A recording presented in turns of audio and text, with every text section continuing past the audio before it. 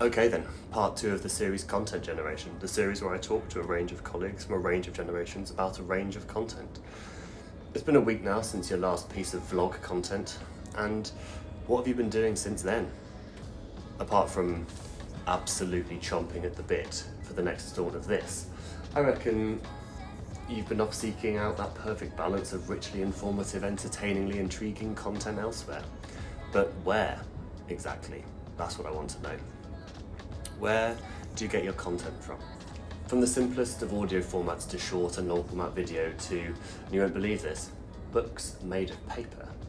I wanted to dig into the consumption habits of my contemporaries and discover their go-to destinations for that all-important content fix. I probably, more than anything, read stuff online of any content, and that's any kind of news or written media. News, editorial, commentary, mainly sport-led. I think it depends on the content.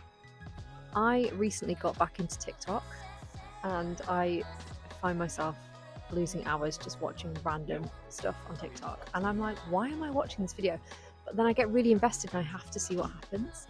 So for me, it doesn't even matter if the video is like 2 or 3 minutes. Once I'm in, I'm in.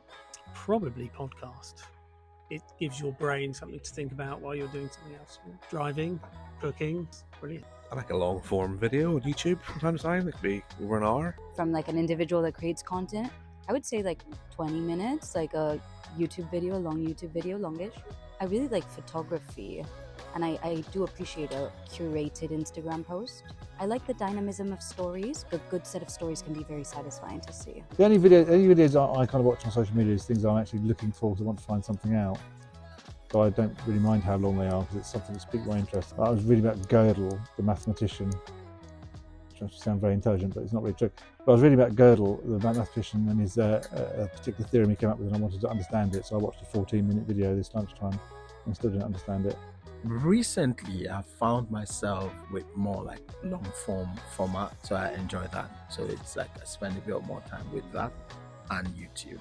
I think that YouTube obviously gives me an opportunity to watch stuff that isn't related to what I'm doing at work most of the time, so that gives me a break. But also I'm aware that you and I spend a lot of our time staring at screens, looking at words, looking at films, looking at visuals. So when I get on the train at night or at home, closing my eyes and putting a podcast on is an alternative sensory experience. So I'm conscious that I do an awful lot of listening and I'm not at work. I like to cry, so I like watching like the really sad videos about street dogs in Thailand and how it tells their story. And it's like you follow them on their journey of when they get taken in and they're just miserable and it's so sad and they've got like skin diseases, and then they just take you on a journey where they get all treatment and they bring them to the beach and they're out just like living their best life, and you follow their adoption journey, and then they get like shipped to their home. It could be like they're still from Thailand, they're like the mountains in Scotland, and they've got like the massive back garden and they're running free up the mountains, and they come home and they've got a basket full of toys and loads of treats, and that warms my heart.